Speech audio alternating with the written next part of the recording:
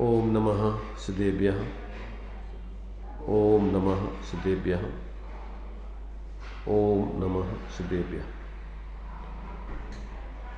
मंगलम भगवान वीरो मंगलम गौतमोऽंगनी मंगलम कुंद कुंदाद्यो जैन धर्मोस्तु मंगलम सर्वमंगल मांगल्यम सर्वकल्याणकारकम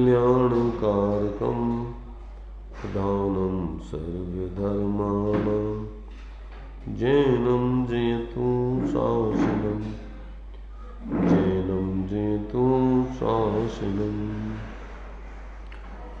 मुक्ता मुक्तैकरूपो यः कर्मभिः संविदादिना अक्षयं परमात्मानं ज्ञानमूर्ति नमामि तम्। सर्वकर्म से मुक्त हुए पर जो ज्ञानादि युक्त सदा एक रूप अक्षय परमात्म ज्ञान मूर्ति को नमन सदा।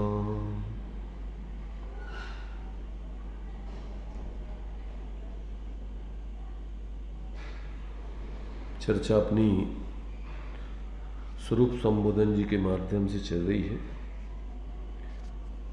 इसमें अंतिम अपना प्रकरण चल रहा था। इसमें अपने लिए ये बात आचार्य देव उपसंहार के रूप में ले रहे हैं कि जो अभेद रूप से षटकारक रूप परिवर्तन करते हुए अपने आत्मा को अपने रूप में स्वयं के लिए ग्रहण करते हुए और जो पूर्ण रूपेण अपने में स्थिर होकर के जीने लगते हैं उनको ही परमानंद की प्राप्ति होती है। वे ही उस परम आत्मिक सुख को प्राप्त करके उस परमात्म दशा को साधक दशा का जो फल है मोक्ष उसकी सिद्धि कर लेते हैं। ऐसा इस 24 नंबर अथवा 25 नंबर के छंद में आचार्य देव ने स्पष्ट किया है। इसमें षटकारकों में जो है आपने पढ़े होंगे हिंदी में 7 विभक्तियां होती हैं। कर्ता, कर्म, करण, संप्रदान, अपादान, अधिकरण। हाँ, तो ये जो है वही अभेद दृष्टि से ये गई वस्तु वही करता है, उसे वही कर्म है, वही करण है, वही संप्रदान है, वही अपादान है, वही अधिकरण है। तो वो सब एक ही में सब घटित होते हैं। तो अभेद दृष्टि से जो है षटकारक माने मोक्ष मार्ग में परमार्थ से आत्मा से ही आत्मा को ग्रहण करके आत्मा के लिए ग्रहण करता है, आत्मा में से ग्रहण करता है और आत्मा को ही ध्या करके परमात्मा दशा अपने खुद ही को देता है। तो ऐसा अभेद रूप से वो एक ही द्रव्य में षटकारक लगते हैं। हिंदी में जो व्याकरण में आता है हाँ, वही कर्ता ने कर्म को व्याकरण में वही है षटकारक। तो यहाँ पर जो है हिंदी में 7 देते हैं,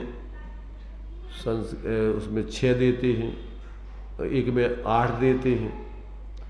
संबोधन भी होता है उसमें संप्रदान, अपादान, अधिकरण, उसमें अंत में संबोधन भी है। और यहाँ पर जो है षटकारक होते हैं संस्कृत में। उसमें जो है ये उसी बात को यहाँ पर स्पष्ट कर रहे हैं। ये देखिए अभी अपन अध्यात्म की दृष्टि से इनको यहाँ पर स्पष्ट करते हैं। अभी अपन ने टीका ग्रंथ से न्याय की दृष्टि से उसको पढ़ा था और अब यहाँ पर आध्यात्मिक दृष्टि से इस श्लोक का यहाँ पर अपन अर्थ पढ़ते हैं। तो इसमें जो अपन ने पढ़ा था स्वास्वं स्वेन स्थितं स्वस्मयि स्वस्मात् स्वस्यस् अविनश्वरे अस्मिन् ध्यात्वा लभेत सुत्वम् आनंदम अमृतम परम। अब इस बात को यहाँ पर अपन पूरा का पूरा आध्यात्मिक दृष्टि से उसका भाव को समझने का यहाँ पर जो प्रवचन में खुलासा दिया है उसके आधार से अपन विषय लेते हैं। तो परमानंद लाभ की यहाँ पर जो है चर्चा है इसमें, कि जो यहाँ दिया है लभेत सोत्थम, अपने से ही उत्पन्न ऐसा है परम आनंद रूपी अमृत। अब वो कैसे प्राप्त होता है उसकी यहाँ पर खुलासा। कुछ पुरुष परम अमृत रूप आनंद को प्राप्त करते हैं। किस आनंद को? जो आनंद अमृत स्वरूप है। अमृत स्वरूप का क्या अर्थ है? अमृत माने जिसका कभी नाश नहीं होता है, जो कभी जो अपन बोलते मृत, तो मृत माने नाश हो जाना, अमृत माने नाश नहीं होना, तो उसका नाम है जिसका कभी विनाश नहीं होता है, जो मरे नहीं, ऐसा जो परम आनंद है उसको कौन पुरुष प्राप्त कर सकते हैं? तो कहते हैं उसका यहाँ विवरण इस छंद में दिया गया है। तो कहते आत्मीय आनंद का अनुभव करना यही अमृत पान कहलाता है। आनंद, परमानंद, अमृत लाभ क्या है? तो कहते ये जो ऐसे अपने आत्मिक सुख को प्राप्त होते हैं, आनंद को प्राप्त होते हैं, क्योंकि आत्मा शाश्वत है और उसका जो आनंद है वो जो उसमें पूर्ण लीन हो जाते हैं, तो उनके लिए वो सदा काल वो वैसा का वैसा आनंद एक रूप आत्मा का प्राप्त होता रहता है। तो वो इसी का नाम आत्मा की पूर्ण शुद्ध दशा प्राप्त करके वो अनंत काल तक के लिए जो है उसी अमृत का पान वो जीव करते रहते हैं। अच्छा, यानी मुक्ति प्राप्त कर लेते हैं। हाँ, इसीलिए यहाँ पे जीव की जगह पुरुष दिया है। हाँ, वो पुरुष माने आत्मा कहलाता है। मतलब पुरुष का ही कर सकता है वैसा नहीं, वो पुरुष से मतलब यहाँ वो नहीं, यहाँ पुरुष का अर्थ होता है, वो तो ठीक है पुरुष पर्याय पाते हैं, परंतु यहाँ एक ग्रंथ है पुरुषार्थ सिद्धि उपाय। पुरुष नाम है आत्मा का, जो प्रयत्न करता है। पुरुषार्थ कौन करता है? जीव करता है। भाई जीव प्रयत्न करता है, तो अब ये तो बाहर से पर्याय दृष्टि से स्त्री पुरुष नपुंसक के भेद हैं, मूल में तो सब आत्मा है, तो उसको पुरुष नाम पुरुषार्थ करने वाले जीव को कहते हैं पुरुष। तो जो पुरुष माने जो आत्मा इस प्रकार से अपने स्वरूप को अपने स्वरूप के द्वारा ही अपने में से पूर्ण जो है लीन हो करके ऐसा परम आनंद, पूर्ण स्वाश्रित आनंद प्राप्त कर लेते हैं, वे परम सुख को प्राप्त हो करके, और उसी चूँकि आत्मा शाश्वत है और उसका सुख भी एक जैसा अनंत सुख निरंतर एक एक पर्याय में अभेद होकर के भोगते रहते हैं, इसलिए वो अमृत पान कहलाता है। ऐसा अमृत पान कहते हैं जो करते हैं वो ही परमानंद परमानंद का लाभ कहलाता है। परमानंद, सर्वोत्कृष्ट आनंद। ध्यान शास्त्रों में यह बताया गया है कि वह अनेक दार्शनिक भी यह कहते हैं कि जब ध्यान बनता है तो इस चित्त को इस उपयोग को किसी जगह ठहरा लिया जाता है। माने अन्य लोग भी इस प्रकार से ध्यान मानते हैं और वो भी अमृत पान किस रूप में मानते हैं वो उनका अलग है, तो वो इसका भी थोड़ा बता रहे हैं।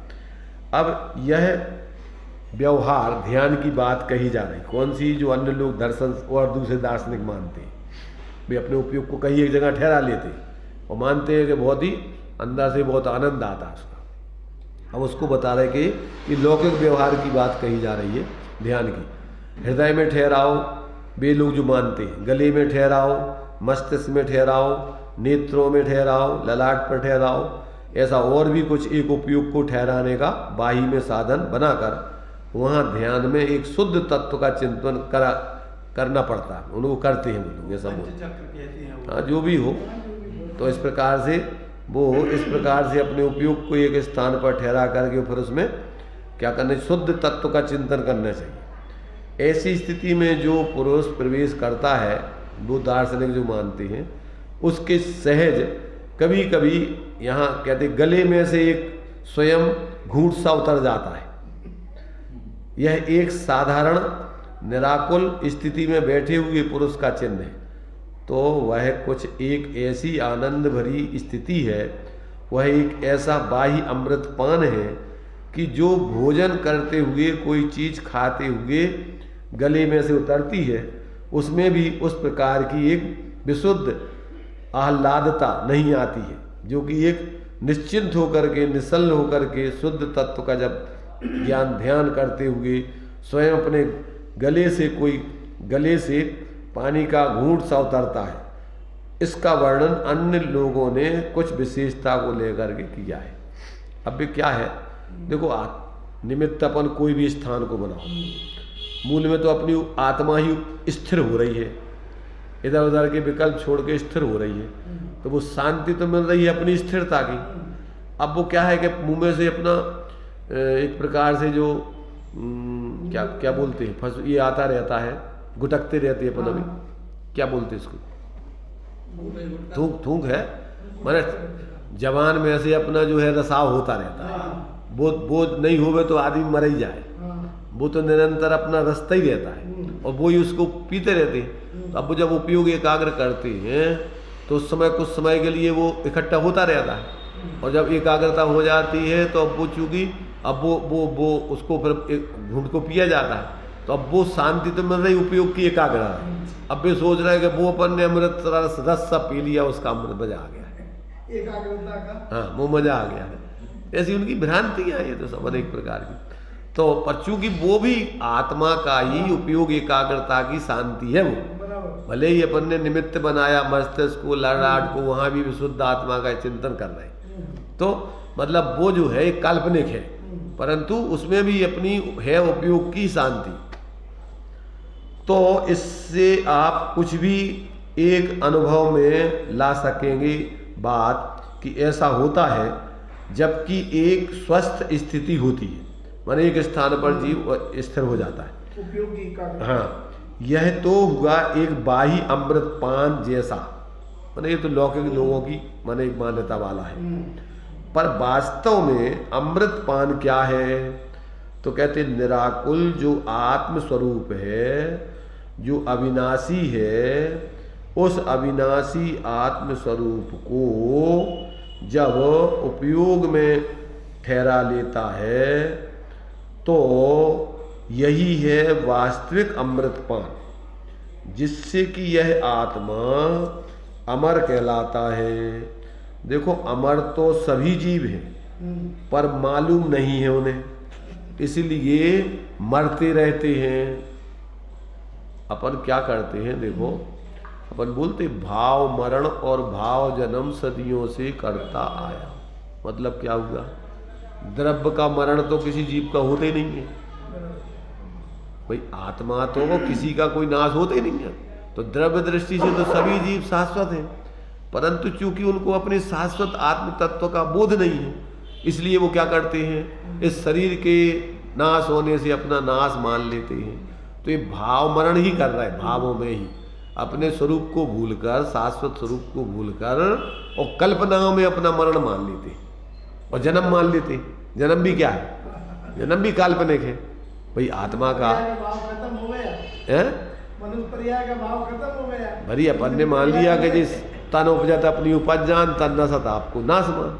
तो अपन ने इस जन्म शरीर के संयोग मिलने से अपन ने नया जन्म मान लिया और इस शरीर के वियोग होने से अपना नाश मान लिया। तो भावों में ही तो मान लिया, द्रव्य की दृष्टि से तो ना तो पुद्गल का नाश होता है और ना आत्मा का नाश होता है। तो काय मरण हुआ कल्पनाओं में, और उसी से दुखी होता है भाई। देखो अगर आप अपने को मरण नहीं मानो और अपन आप सहज ज्ञाता दृष्टा बने रहो तो क्या तकलीफ है तुम्हें भाई। समाधि कैसे कहते, समाधि में कजू अपन लोग शरीर समाधि में अपन ने कल्पनाएं कर रखी है कि ऐसा छोड़ दो, वैसा छोड़ दो, फलानो कर दो, ऐसा। अरे ये तो एक औपचारिक व्यवस्था है। परमार्थ से तो आपको अपने ज्ञान स्वरूप आत्मा का ध्यान करते हुए सहज उस रहना है, और ऐसे में आयु तुम्हारी जब तक है जब तक तो रहेगा शरीर, और जैसी आयु पूरी होगी तो छूट जाएगा और आगे जाके दूसरी पर्याय में जाएगा, अभी जब तक संसार में। तो अब अपन को ध्यान तो रखना है अपने जानन स्वरूप का। अब वो तो नहीं करते, अब ज़्यादातर शरीर का, भोजन का, इसका उसका, ये कर दो वो कर दो, कल्पनाएं बहुत। और जिनको तत्व ज्ञान नहीं है वे तो और मूड मार डालते, उनको हर तरह ध्यान कराते रहते हैं। उनको जरूरत है पानी की, मान लो अब जैसे निचली भूमिका वाले जीव हैं, अब उनको तुमने पानी छोड़ा दिया, फलाना छोड़ा दिया, अब शरीर में मूर्छित हैं, अब अंदर में संक्लिष्टता बढ़ रही, तो 8 रोज ध्यान करके मर जाओ तो जैसे मेढक बन गए तुम्हारे से सेठ जी। ध्यान में जो है बैठी और प्यास लग रही, और जब ये आयु पूरी हो गई उनकी और उसी में आयु बंद हो गया तो कहाँ चले गए। तो ऐसे ही अपन समाधि मरण को अपन ने समाधि जीवन है, समाधि मरण नहीं है।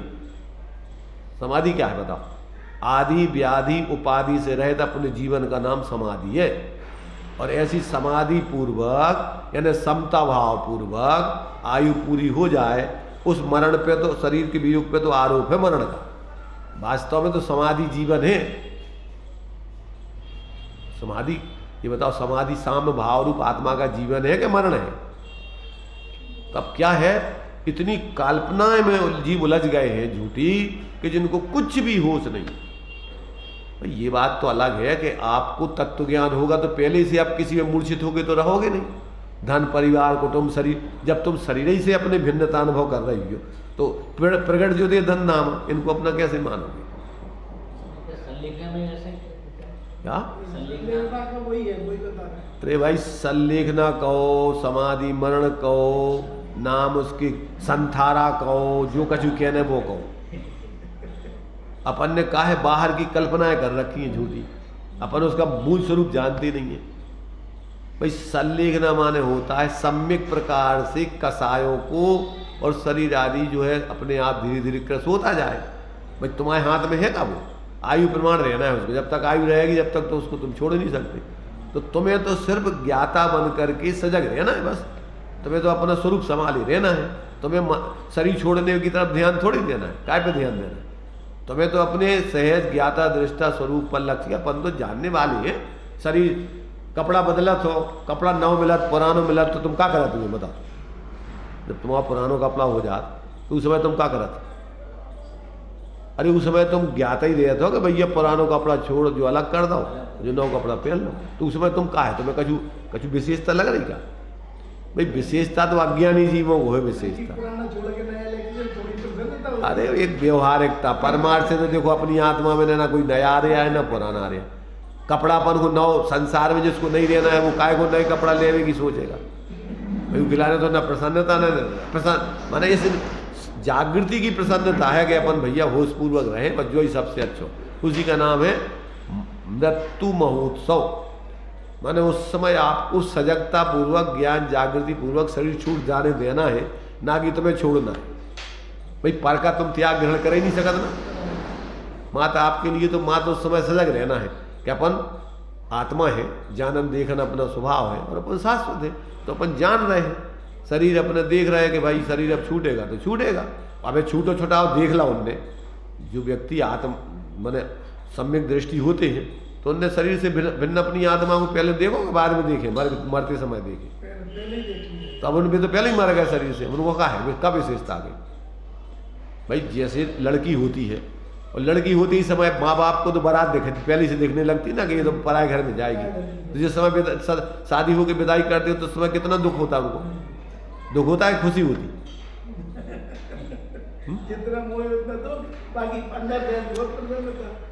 अरे भाई मोह काय को, जब तुम्हें पतो है कि जब दूसरे घर की है। अपन तो इनको पाल रहे थे इतने दिनों तक पाल रहे हो अपन, चलो अपनी झंझट खत्म है?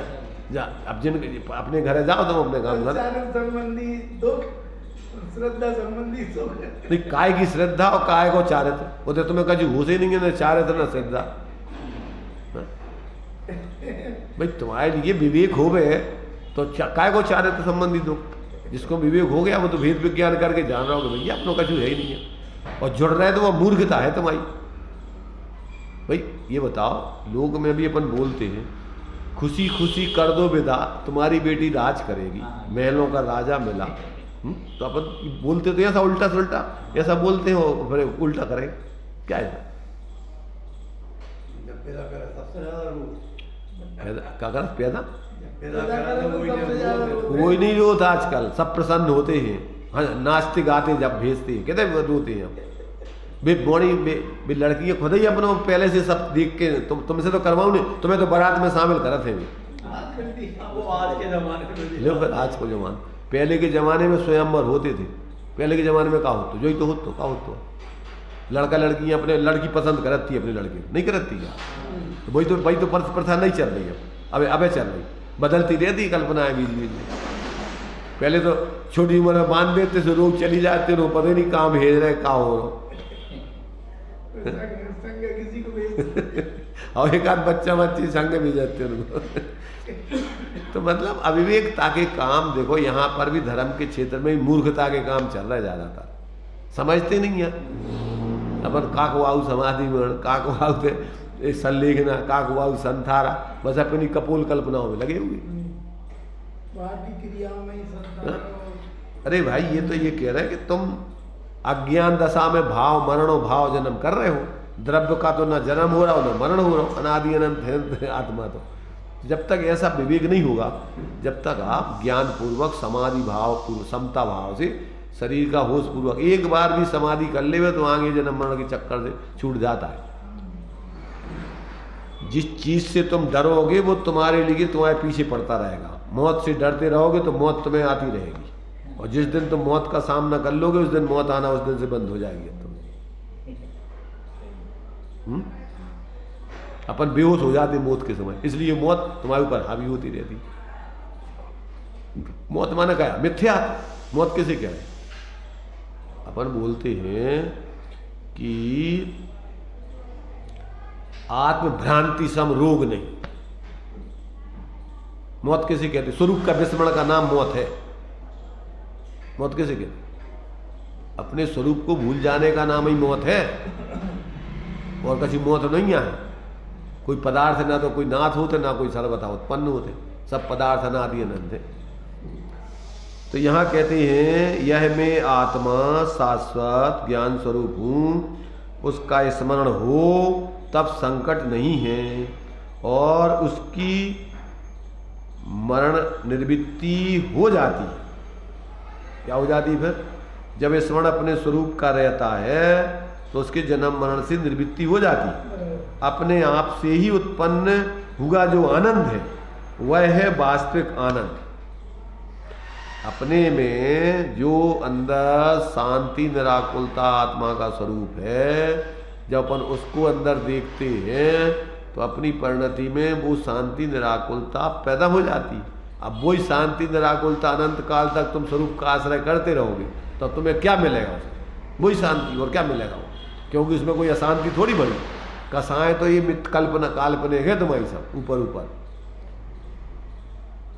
इस प्रकार ये परमानंद के लाभ की प्राप्ति अपने इस प्रकार से स्वयं के ही स्वयं के आश्रय से उत्पन्न होकर के उसी में से आती है।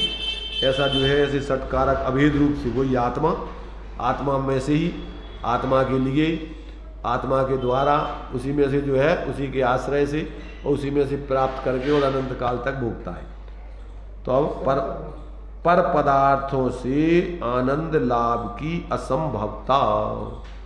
अब पर में से तुम आनंद और सुख प्राप्त करने की कल्पना करत रहो, मर गए अनंत काल हो गए, आज तक तो नहीं मिलो। अब ये बता रहे अब यह सोच लो तुम। क्या पर पदार्थ से भी आनंद उत्पन्न होता है? यह भी शंका की जा सकती है। जैसे लोग सोचते हैं कि भोजन से आनंद आता है, अथवा धन वैभव स्त्री पुत्रादि से आनंद आता है, जैसे कि पर पदार्थ से आनंद आता है।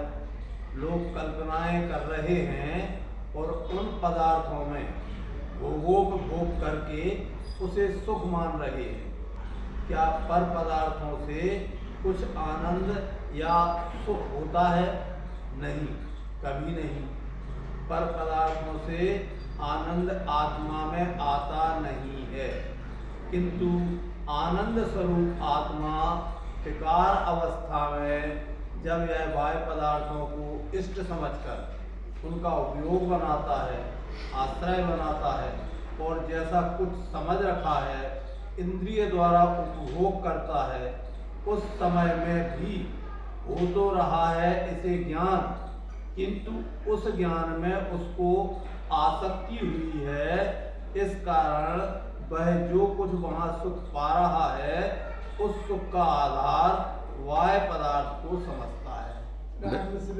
उसमें आसक्ति उन पदार्थों में बना ली उसने। ज्ञान में से तो ज्ञान कर रहा है, आत्मा ज्ञानम स्वयं ज्ञानम ज्ञानात अन्यत् करोति। क्यों पर भावस करता आत्मा मोह, ये मोह भाव है उसका। पर में उसने बना ली आसक्ति के जो अच्छो है, जो हमारे लाने सुख को कारण है, तो ऐसी वो कल्पना को आनंद भोगता है अपनी खुद की। उस पदार्थ में तो न सुख है न दुख है, उसमें कभी है नहीं है सामने वाले पदार्थ, कैसे मिलेगा उसमें? अजीब में से तुम्हारे लाने ना तो जिसको तुम सुख दुख मान रहे हो वो भी नहीं है, और आनंद तो है ही नहीं होंगे। ये सब तुम्हारे मोहजन्य भाव है। तो तुम उसे काय को सेवन कर रहे, तुम उसमें मिथ्यात्व को, अज्ञान को, कसाय को सेवन कर रहे। पर को सेवन तो तुम कर ही नहीं सकते। तो ऐसी एक ज्ञान, अब तुम अगर ज्ञान तुम्हारा जागृत हो जाए तो तुम समझ सकत कि अपन वास्तव में, तो जैसे कुत्ता हड्डी चबा करके भ्रम से मानता है कि खून इसमें से निकल रहा है, और थोड़ी भी जागृति करके देखे तो उसको भ्रम दूर हो जाए करे।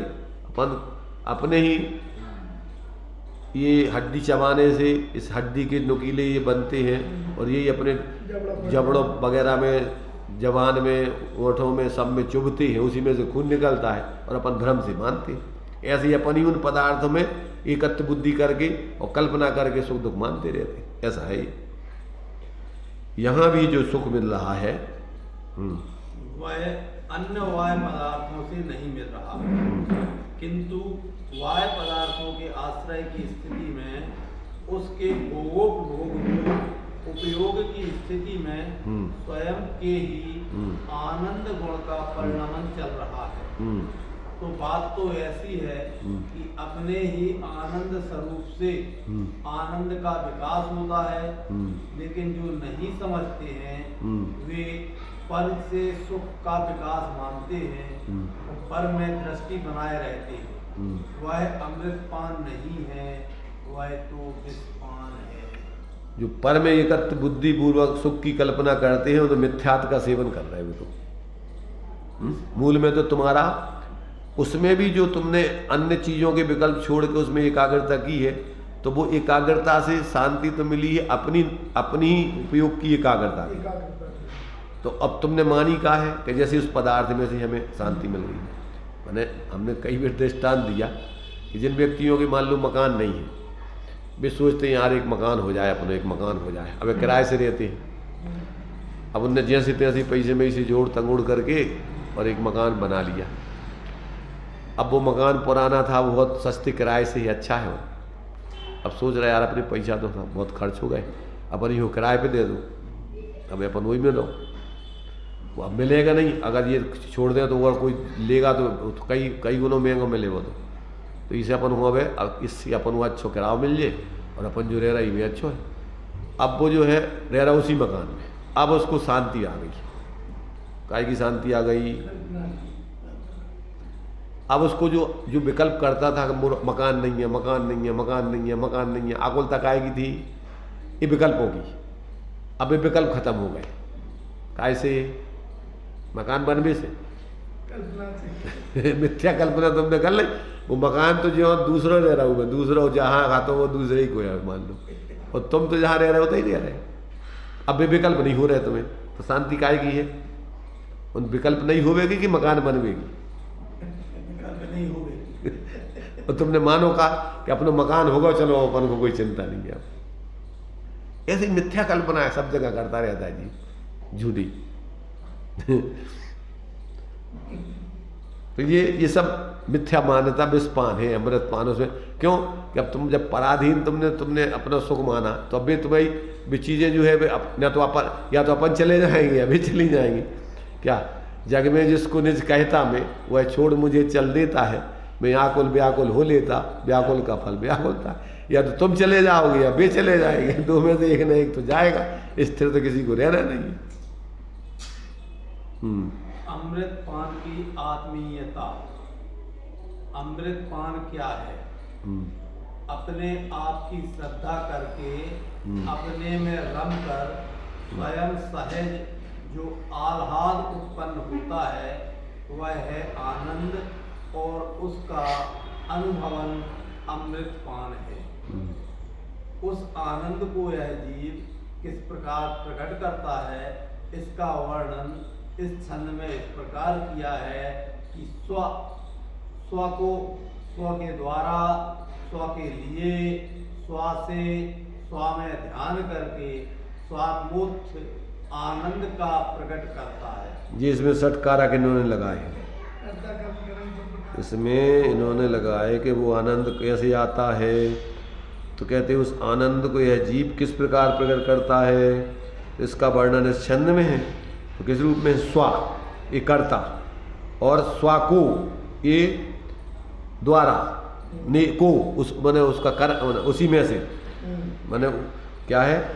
स्वा कर्ता ने, कर्ता ने कर्म को, हाँ कर्म। अब ये कर्म है को, समझ रहे? और तीसरा द्वारा, के द्वारा, कर्ता ने कर्म को करण, हाँ तो ये, हाँ तो अब इसमें से फिर ये नहीं, अभी तो ये जो तृतीया और ये चतुर्थी के लिए, स्वा के लिए, नहीं के लिए नहीं, का लिए नहीं, स्वा के लिए। किसके लिए कर रहा है वो? स्वयं के लिए। और किससे कर रहा है? स्वयं से ही कर रहा है और स्वामी से ही कर रहा है।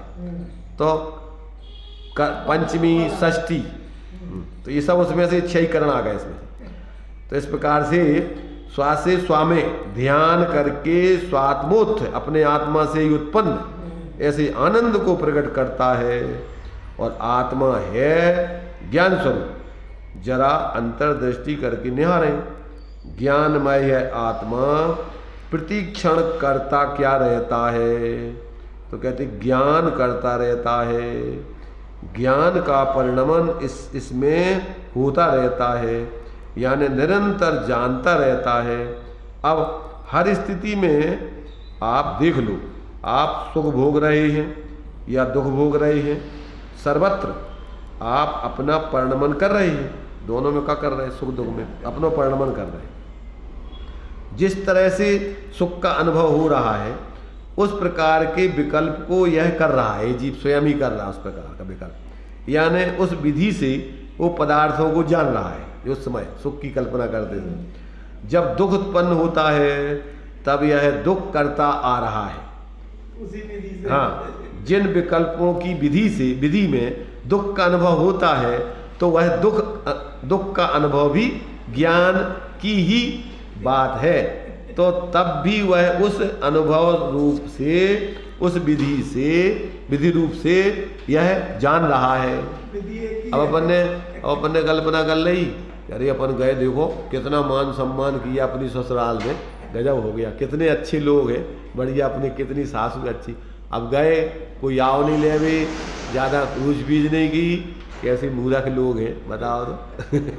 अब कल्पना करके तो अब दुखी हो रहे, खुदा ही ने अपनी कल्पना करी, खुदा ही दुखी हो रहे, खुदा ही जान रहे अपन अपनी परेशानी। यार बेकार है यहाँ आना वहाँ।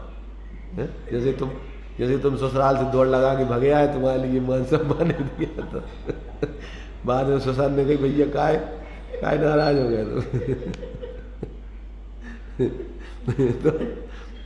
तो वही ने अपेक्षा करी थी कि हम जाएंगे तो ऐसा होगा, और तो वही ने उपेक्षा कर ली अपनी, कह रही यार कोई भाई कुछ भाव नहीं है।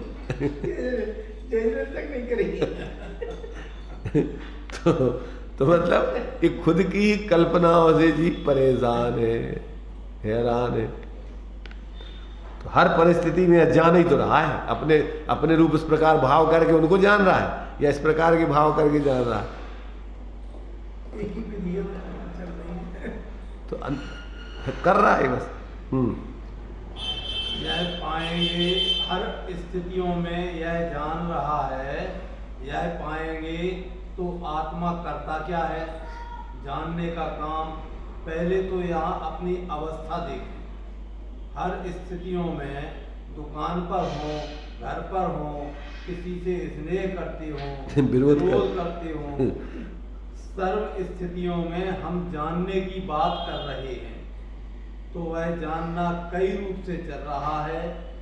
किस तरह से अपने को जान रहा, मैंने अपने को अब किस तरह से जान रहा है, वही जानने का काम है उसके अंदर। किस भाव से जान रहा। अब वो भाव भी तेरा ही है, तू जैसे भाव करके अपने को जान रहा है, दुख रूप भाव करके जान रहा है तो दुख रूप अपने को जानेगा, सुख रूप भाव करके जान रहा है तो सुख रूप, आनंद में अपने को होकर के तो आनंद रूप जानेगा। अब ये तेरे ऊपर के तुझे कैसा जीवन पसंद है और विधि तुझे कैसी आ रही। तो जानने के अलावा हम और कहीं करते ही क्या हैं, यह तब यह निर्णय बना कि यह आत्मा जानने का ही काम करता रहता है। काय को काम कर रहा हूं? अब मानत का है कि जैसे हमने मकान बना लो, मोड़ी मोड़ा पैदा कर ले, फलानो कर लो, ढेगानो कर लो, और ये सब जान रहो, ऐसी कल्पना करके भी जान रहो कि अपन जैसे इतना अपन दम्भ कर रहा है जो पर में झूठो मिथ्या। तीसरी लाइन में ऊपर से तीसरी लाइन, पहले तो यहाँ अपनी अवस्था देखें। अवस्था का मतलब क्या? जो वर्तमान परिस्थिति है। क्या परिस्थिति? इसकी परिस्थिति क्या है?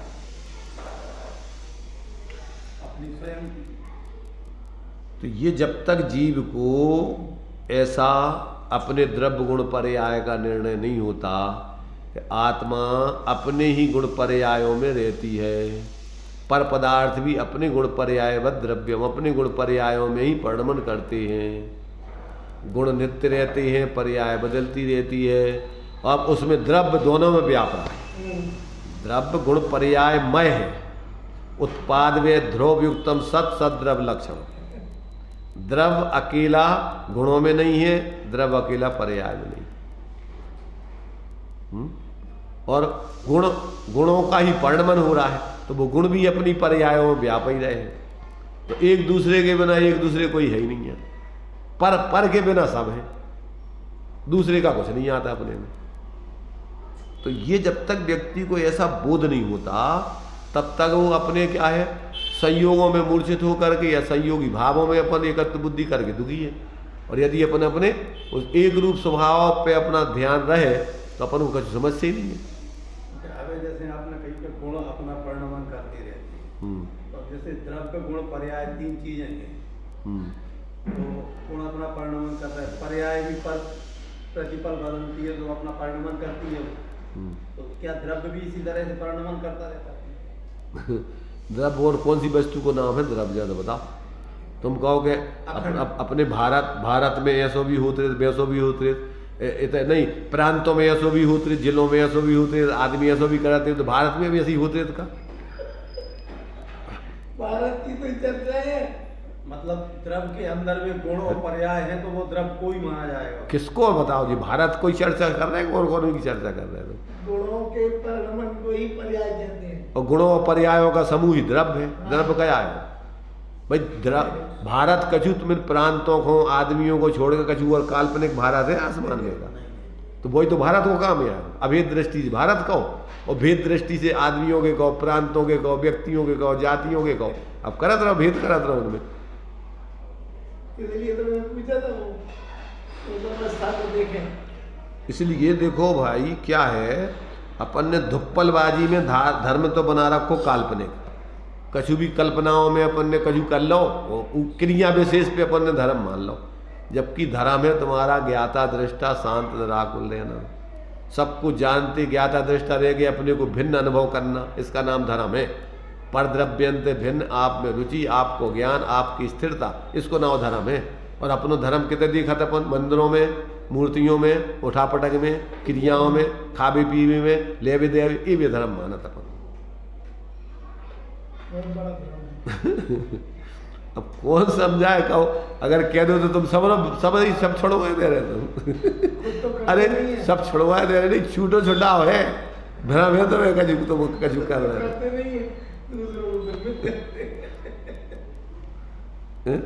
जितना मिथ्या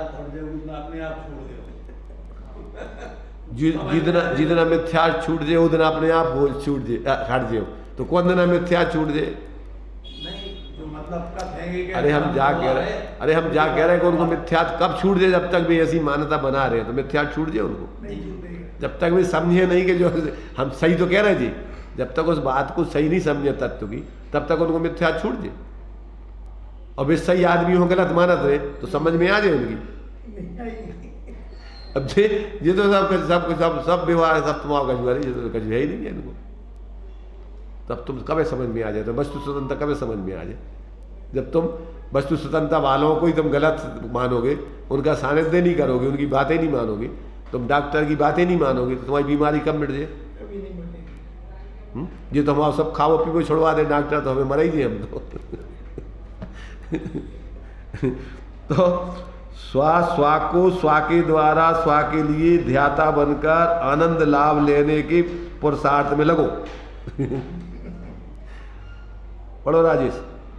स्वा को स्वा के द्वारा स्वा के लिए ध्याता बनकर आनंद लाभ देने के पुरुष में जानने की बात दो ढंगों में होती है। जानने की बात दो ढंग से होती है।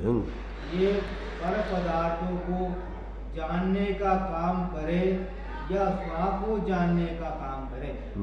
पर को जानने का काम करे वे तो आपत्ति की स्थिति है, विकल्प की स्थिति हो रही है।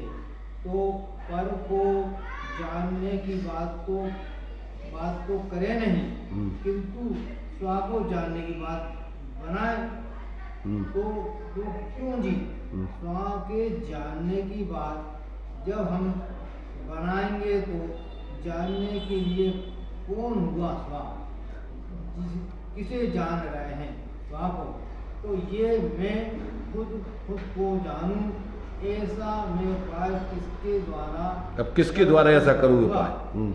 क्या हाथ पैरों के द्वारा या इंद्रियों के द्वारा अपने आप को जानने की स्थिति? कैसे जानेंगे? अपन हाथ पांव से जानेंगे कि इंद्रियों से जानेंगे? किससे जानेंगे अपने को? समझ में आएगा कि बाहरी पदार्थों के द्वारा ये मैं स्वा को जानने की स्थिति नहीं बना सकता। अब जब समझ में आए, अगर थोड़ी सोचोगे कि भैया बाहर से तो शरीर से हाथ पांव से द्रव्य इंद्रियों से तो हम अपने को जान नहीं सकते, तब उत्तर आएगा कि स्वा के द्वारा ही मैं स्वा को जानता हूँ। किससे जानोगे? अपने ही ज्ञान स्वरूप आत्मा को ज्ञान ही से जानोगे। तो ज्ञान स्वरूप आत्मा भी आत्मा स्वा है, और जानने वाला जो ज्ञान है वो भी स्वा है। भाई अभेद दृष्टि से द्रव्य और पर्याय और गुण सब ये स्वाई तो है ही, कहिए कि वस्तु तो है। तो जानते समय में मेरे जानने की जो परिणति हो रही है, जो ज्ञान शक्ति है, तो स्वा ज्ञान शक्ति द्वारा ही मैं स्वा को जान रहा हूँ। अपने में ही वो शक्ति है जानने की, अपन अपनी ज्ञान शक्ति के माध्यम से जानने का काम कर रहे हैं। अब चौथी बात समझिए कि ऐसा यह मैं स्वा के द्वारा स्वा को जानूं, तो किस प्रयोजन के लिए जानूं? अपने लिए जानने के लिए क्या जरूरत है जानने की अपन को? उसमें मिलेगा अपन को क्या? जैसे कोई दुकानदार दुकान पर बैठता है तो वह किसी न किसी प्रयोजन को लेकर बैठता है। उसका प्रयोजन होता है धन की आय करना। इसी तरह यह ज्ञान रूप स्वा को स्वा के द्वारा जाने तो किस प्रयोजन के लिए जाने? उसमें उसे स्वा को क्या मिलता है? आप बतलाओ कि जब बाह्य पदार्थों का विकल्प छोड़कर एक स्वा को ही जानने चले तो वहां मिलेगा क्या तुम्हें? तो कहते मिलना क्या है? स्वा का जानना ही तो मिलेगा। स्वा के लिए हो जाना, स्वा के लिए ही जानना हो रहा है, जानने के लिए जानना हो रहा है। काय के लिए? जानने के लिए जानना हो रहा है, स्वा का ही जानना हो रहा है, स्वा से जानना हो रहा है। और बात भी यही हित की है। हम जानते तो रहते हैं सदा, मगर जानने के लिए ही जानते रहें तब तो कुछ बात और है, मंगल कल्याण है उसमें। किंतु जहां कुछ पर प्रयोजन लगाया बस वही अकल्याण हो गया। मैं जानता हूं तो जानने के लिए ही जानता रहूं और कुछ बात नहीं उसमें लाऊं बीच में। मेरा घर बन जाए, मेरा अमुक बच्चा यूं हो जाए, यह तो बात बहुत दूर की हो गई। यहाँ तो यह बात बताई जा रही है कि हम जान रहे हों खुद को, खुद से, खुद में, खुद के लिए, खुद जानते ही रहें। यही राग, यहाँ भी राग द्वेष न जगे, बाही का निग्रह विग्रह न हो, बाहर में कुछ ग्रहण करने का भाव नहीं हो, छोड़ने का भाव नहीं हो, और अंदर में राग द्वेष प्रकार की जगह नहीं। केवल एक जानन रूप बनते रहने के लिए ही जाने, इसी में अपना कल्याण। गजब की परिस्थिति है। गजब की परिस्थिति। आत्मज्ञान में आत्मोपलब्धि सिद्ध होती है। बड़ा बढ़िया। यहाँ ये विधि बताई जा रही है कि आत्मी सत्य आनंद को हम कैसे प्राप्त कर सकते हैं। यहाँ खुद को खुद के द्वारा खुद के लिए जान रहा है, रहा है, पा रहा है, खुद ध्या रहा है, खुद को ही पा रहा है। किन्हीं शब्दों से कह लो अब बात है, तुम्हें जो कुछ कहना है। वे आत्मी आनंद को प्राप्त करता है। जानना और पाना ये कोई दो बातें हैं क्या? मैं अपने आप को ज्ञान प्रकाश के द्वारा जानूं, वही तो पाना कहलाएगा। मैंने आपको पाया, जैसे आपकी मुट्ठी में अंगूठी दबी हुई है और आप उसे भूल गए तो आप सब जगह उसे खोजते रहते हैं। ना मिलने पर आप दुखी होते हैं। संदूक वगैरह में सब जगह देख लिया पर कहीं ना मिली, लेकिन जब मुट्ठी की ओर ध्यान गया और खोला तो यह अंगूठी खुद की ही मुट्ठी में मिल गई। तो जब आपने ऐसे जाना कि मेरी मुट्ठी ही मेरी अंगूठी है, मेरी मुट्ठी में ही मेरी अंगूठी है, तो वे जानना ही अंगूठी का पाना कहलाया। यहाँ भी अभी भेद की बात है, लेकिन आत्मा को पाने की बात मैंने तो अंगूठी और तुम्हारा दो चीजें हो गई, पर आत्मा में तो कोई दो चीजें है ही नहीं है ना ऐसी कि जिसमें तुमने दूसरी चीज पा ली हो। तो इसमें तो अपन को व्यवहार से कह रहा है कि आत्मा ने आत्मा को प्राप्त की प्राप्ति हो गई। वो तो आत्मा को देखो, आत्मा पर्याय में तो प्राप्त हो ही। अब भूले थे अकेले, इतनी सी बस इतनी सी जल्दी है, और क्या करने बताओ धर्म करने मन को भाई अपन मोह महामद पियो अनादि और भूला आपको भरत। तो अपन तो थे ही वे ही थे ना भाई। जैसे आदमी नींद में स्वप्न में अब वो सोच रहा हो कि अपन जो है विदेश चले गए, अब काय से आएंगे अपन, अब अपने होते पैसा खत्म हो गए, अब क्या करें। तो विदेश से थे भारत में आए हुए के लाने तुम्हें क्या करने पड़े, नींद खुल जाए तो आ गए।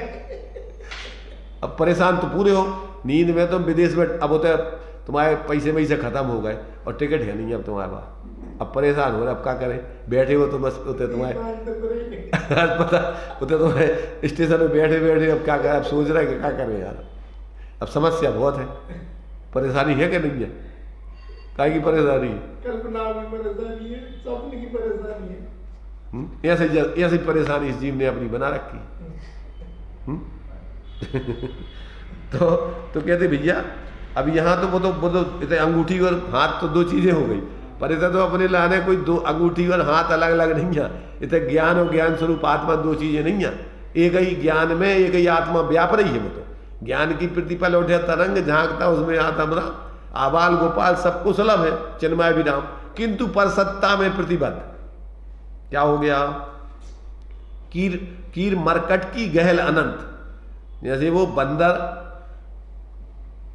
घड़े में मुट्ठी बांध करके और सोचता है कि अब हमारे लिए पकड़ लिया घड़े ने घड़े में किसी ने, अब क्या करें, अब उसकी परेशानी कैसे मैंने बताओ। नल्ली पे बैठ के तोता ने उस नल्ली को नहीं छोड़ता, अब सोचता है कि हमें पकड़ लो इन नल्ली ने, हम कैसे उड़े कैसे हैं। उसकी मूर्खता को ख्याल में आती है, अपनी मूर्खता ख्याल में नहीं आती। अब हम क्या करें, अब हम तो भैया क्या करें, घर गृहस्थी में बंधे हैं, पत्नी से बंधे हैं, बच्चों से बंधे हैं, ढोरों से बंधे हैं, मकान खेती से बंधे हैं, सबसे। अब इनको तो हमें सब करने का नहीं। समस्या है नहीं है। और अब आयु पूरी हो जाए तो ये सभी समस्याएं तुम्हारी सुलझ जाएगी नहीं। तो तुम इधर चले जाओ, फिर तक काम तुम्हारे रुक जाएगा, चूंकि चलो चलत रहो। और अबे तुम आंखें बंद कर लो, सो जाओ, जैसे वो दृष्टांत देते ना बाबा जी बेटा मर जाओ। देखो तुम सोच रहे कि हमारे बिना काम नहीं चलेगी।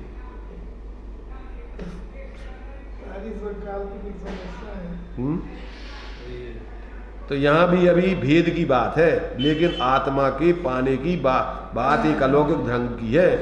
आत्मा आत्मा को जाने, इसी के मायने हैं आत्मा ने आत्मा को पा लिया। माने आत्मा ने आत्मा को जान लिया, माने पा लिया। अबे तक भूलो है सर, और क्या काम है बताओ। स्वाध्याय का अपादान और अधिकरण। स्वाध्याय का अपादान, स्वयं का अध्ययन करना कहाँ से होगा और किस में से होगा, किसके आधार से होगा। पूरी सरकार की जो है फिट करा है। स्व आत्मा आत्मा को किस विधि से प्राप्त करता है, कहते हैं कारण परमात्मा के दर्शन किस विधि से होते हैं। तो वह बात इस छंद में चल रही है।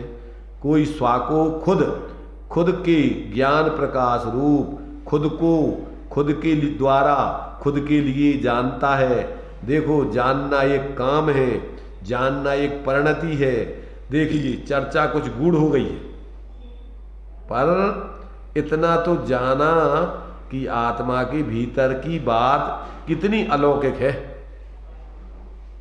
हम पर पदार्थों के जानने के बड़े आदी हो रहे हैं। भ्रम हमारे लिए पर लक्ष्य करने का बहुत बना। ऐसा लग रहा है कि अब अगर हम बाहर की तरफ नहीं देखें तो हमारी सत्ता फिर है ही नहीं कैसे। दुनिया भर की बातें खूब स्वच्छंद होकर के लोग जाना करते, लेकिन उनसे लाभ कुछ नहीं मिलता है। एक इस स्व को जानने से आपको लाभ मिलेगा। तो जानना है जानना एक क्रिया है, और जो क्रिया होती है वह होती है विच्छेद रूप, अर्थात एक भेद रूप। जैसे वृक्ष से पत्ता गिरता है तो यह एक क्रिया है। आत्मा ज्ञान रूप है, उसमें भेद नहीं है, किंतु जिस समय आत्मा जानता है, यह भेद डाला, यह क्रिया बनाई, तो वहाँ यह प्रश्न होना अनिवार्य हो जाता है कि किससे जाना। जो क्रिया हुई वह किससे प्रकट हुई। पत्ता गिरा, किससे गिरा? वृक्ष से गिरा। तो इसी तरह जाना तो किससे जाना, यह भी एक क्रिया के ढंग में अभी परखिए। इसका जो उत्तर होगा उसे कहते हैं अपादान, और अपादान है ध्रुव। जैसे वृक्ष से पत्ता गिरा, वृक्ष ध्रुव है, खड़ा है, और पत्ता गिरा है, क्रिया है उसकी। तो ऐसे ही मैंने जाना। किसने जाना? स्व ने जाना। किसको जाना? स्व को जाना। तो यह सब ध्रुव है, यह स्वाध्रुव है, जिससे यह जानन क्रिया प्रकट हुई।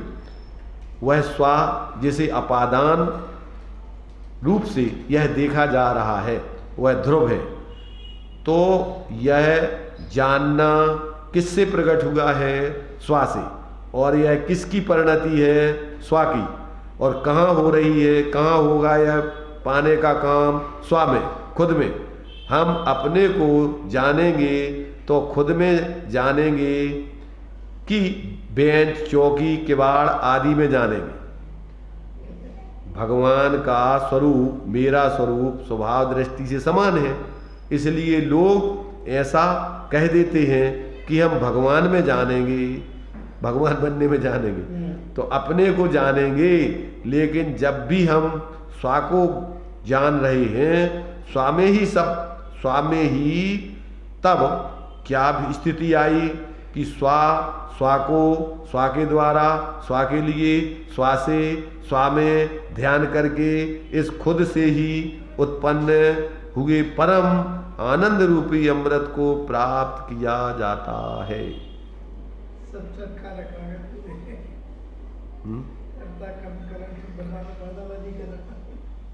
माने देखो, उसी में एक ही वस्तु में उत्पाद व्यय ध्रुव। जैसे हम दृष्टांत देते ना, एक पंखा ही खड़ा होता है, चलता है, और पंखे पने से ज्यों करते हो बना रहता है। एक पंखे में तीन चीजें एक संग चल रही, चलना, रुकना, और पंखे पने रूप ज्यों करते हो बने रहना। तो वो हर क्रिया में, हर पर्याय में ध्रुवता तो विद्यमान रहती है। पर्याय में ध्रुवता के बिना पर्याय कहाँ होगी? क्या कह रहे हैं? अगर देखो गाड़ी में धुरा नहीं होवे, ध्रुव, तो चक्की चलेंगे काय के आधार से? उसका नाम ही इसलिए धुरा होता है। अगर वो ध्रुव नहीं रहे धुरा तो वे चक्की चलेगी किस पे? किसके आधार पर चलेगी? तो गाड़ी किसके आधार पर चलेगी? तो ऐसे ही ये पूरी गाड़ी अपनी जो उत्पाद में ध्रुव के चक्कों धुरा के ऊपर गाड़ी चल रही है अपनी।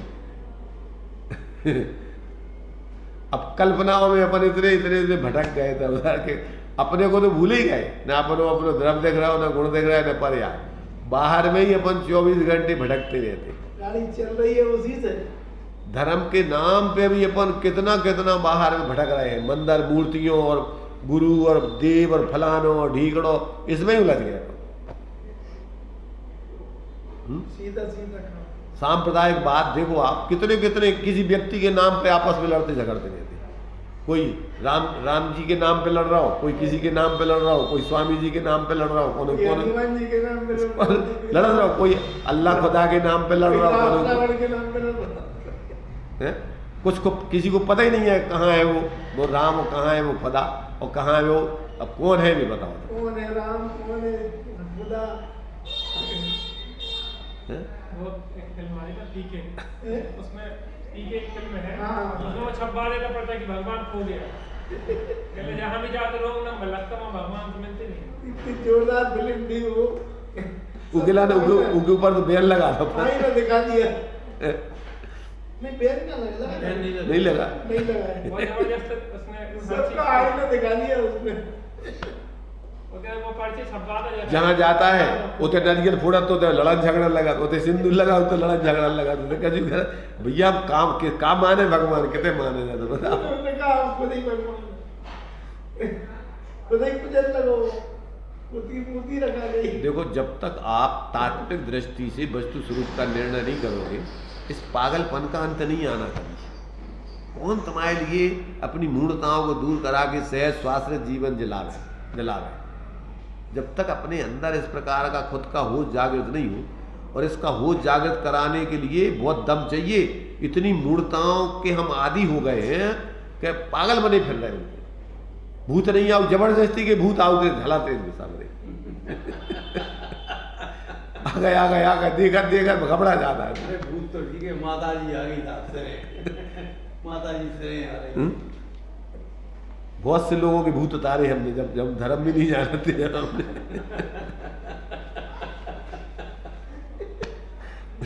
और अब तो असली में अपन को देख रहे हैं ये भूत जिंदा था धर्म के नाम पे। इन भूतों के भूत उतार वो बहुत मुश्किल है। तो ये जो है अपन को बहुत सुंदर तरीके से जो है स्वरूप संबोधन में आचार्य देव ने न्याय से उस बात को हर तरीके से सिद्ध करके, और सभी प्रकार से व्यक्ति की भ्रांति दूर कैसे हो उसको दूर करने का प्रयत्न किया। चलिए, अभी तो अपना टाइम हो चुका है।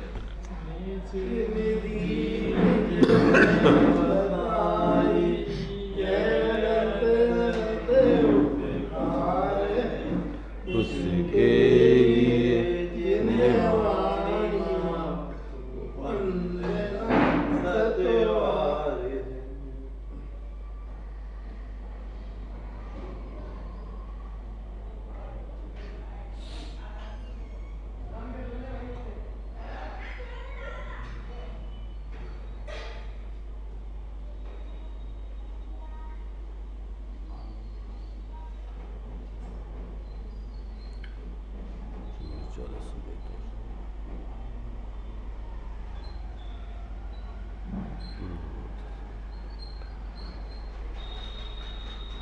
द्वादशांग जन्माणी माता की जय, पंच परमेष्टि हरिओम।